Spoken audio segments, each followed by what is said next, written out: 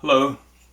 Um, I'm here today to speak about something that really isn't so terribly theological, although it has tremendous theological implications. I, like most everybody in the country, have been watching the news over the last week, since last weekend, regarding what's taking place in Afghanistan,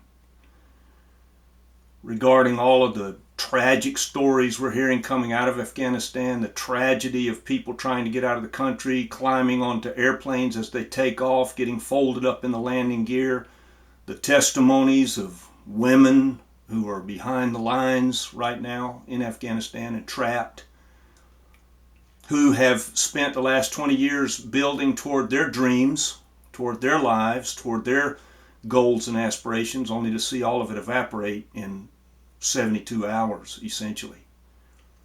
Now, the first thing I got to say here is I'm a nobody. I'm just an American. I'm not of any great note. I'm a pastor. I pastor a small rural church in a location I'll not name. And I don't have any clout whatsoever other than the ballot box, which, whether that's much clout at all in this present time of history, is questionable, I suppose. But let's assume it is.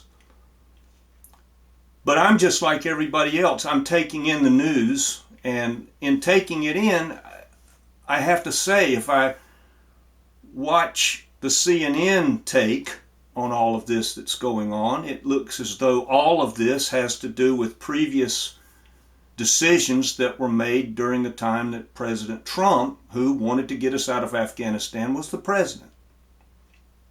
There was a plan in place, apparently, to get us out of Afghanistan. There was a date set. The May 1st date was not set by the Biden administration. I understand that. But there's a gap there, because then if I watch Fox or Newsmax or some of the more conservative arms of the news media, of course, the whole problem is Joe Biden's and his administration. So as a citizen, I'm stuck out here in the hinterland. I don't have any connections in Washington. I don't have any connections such that I could parse which one of these news arms is actually telling me the way things really are or the way things really were. I have no way to know that, like many of you. But I think there are some things we can know for certain as we look at what has happened over the past week. I don't think one has to be a military strategist. I don't think one has to be a politician or some kind of graduate from an Ivy League school wherein international affairs are studied. I don't think a person has to be an expert in geopolitics. I think a person just has to be of the ilk that would have sufficient common sense to know that if you've got an enemy in your home and you've got the gun, you don't hand your enemy the gun while you're negotiating what's going to happen within your home. If an intruder comes in and you've got the gun and you corner the intruder, you don't talk to them for a few minutes and then hand them the gun and expect there to be a good outcome. And as I look at what's going on, what has gone on, my first question was, is this the way it was supposed to have gone? I mean, what's happening there is so counterintuitive to anything that common sense would tell us should have happened that it becomes a question wherein I start to ask deeper questions about what I see.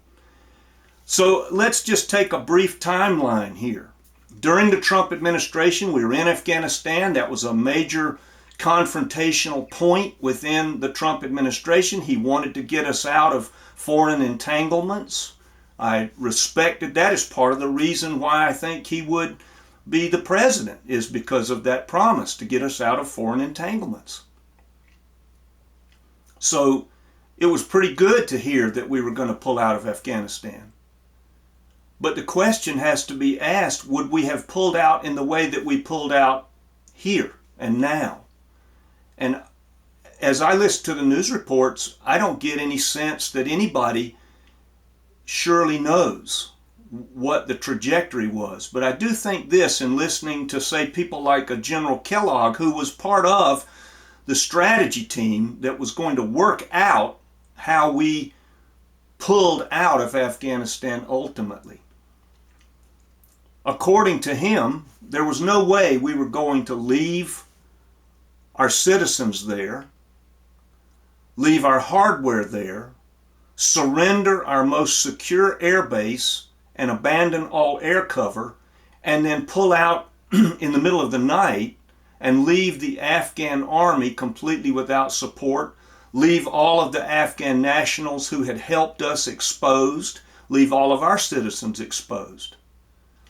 Now, as I said, I'm no military genius, but I can look at the way in which we've pulled out and say nobody with any degree of common sense would do this in this way. Pull all of your protection out, abandon the only secure place you had in the country in that air base, Bagram, and then leave it all there.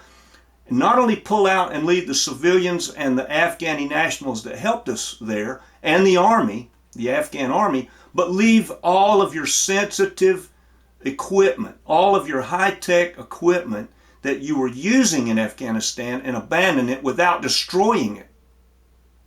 I cannot imagine that anybody who had graduated from West Point under any circumstances would agree to do that. In World War II, there was a time in which the Russian retreat, the German retreat from Russia was taking place.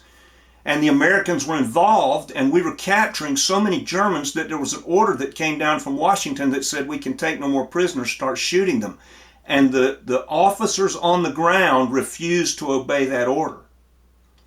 I look at what's happened here in Afghanistan and I say, why would not one of the officers who knows what's going on, who has a military mind worth calling it a military mind, would say, we're not going to do this.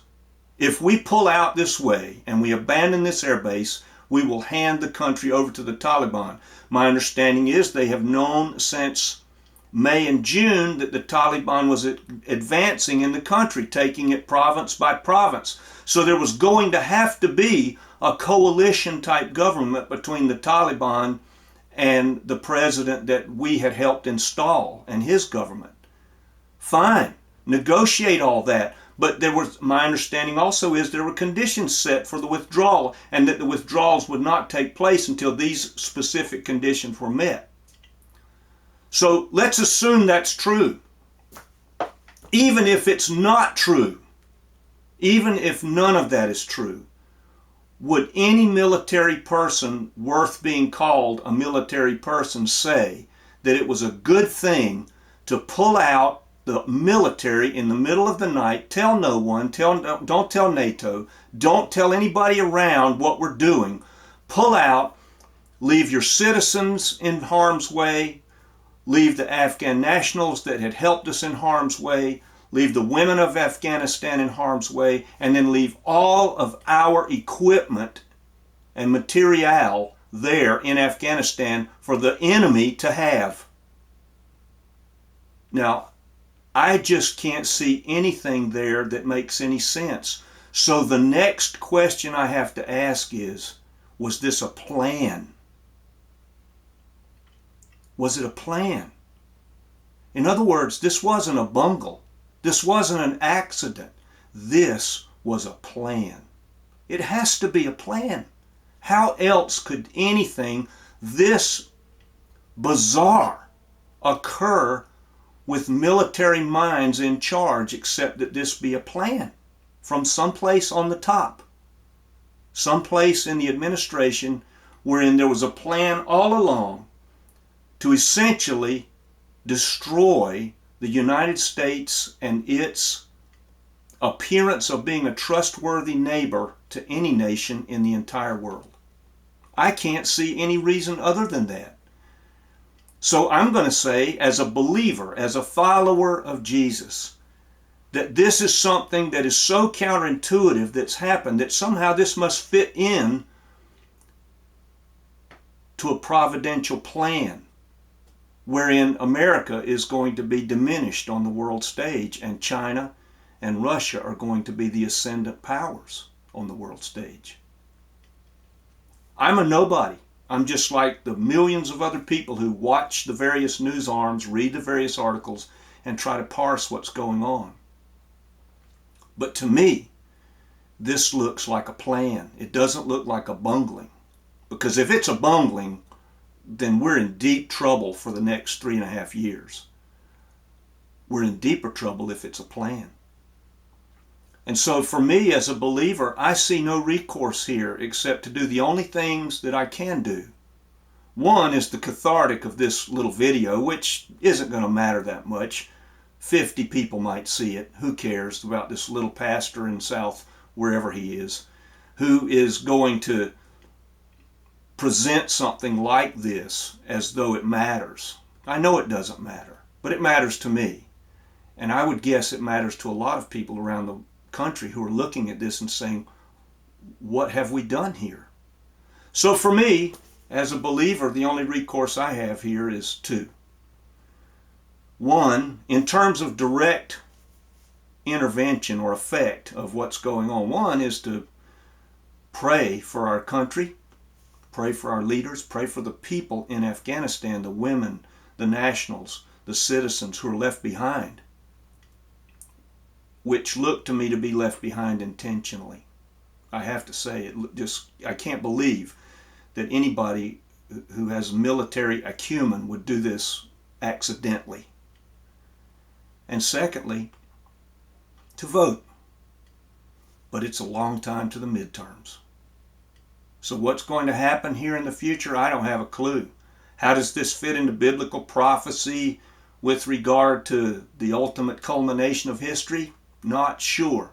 But I can say this with some certainty, it fits somehow, because this is way too big to just be some bungling from the State Department or the presidential administration. This is something way bigger than that. I'm very disturbed about it. Most of the people I circle with are very disturbed about it. It makes almost everything else in life at this point in my lifetime seem almost trivial by comparison. Thank you so much for your attention, those of you who give it. And I hope that God will show his favor to America and to the Afghani people. Thank you for listening today. Thank you.